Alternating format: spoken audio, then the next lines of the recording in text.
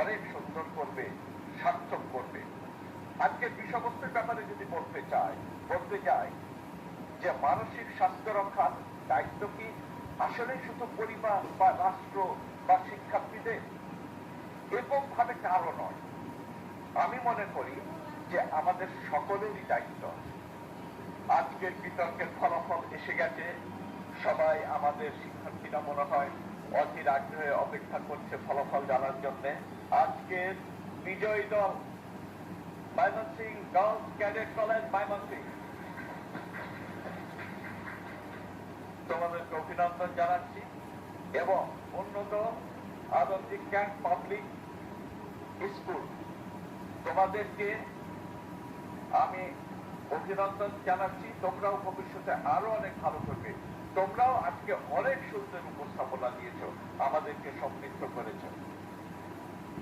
সমবেত সুধীমণ্ডলী, আজকে শ্রেষ্ঠ বক্তা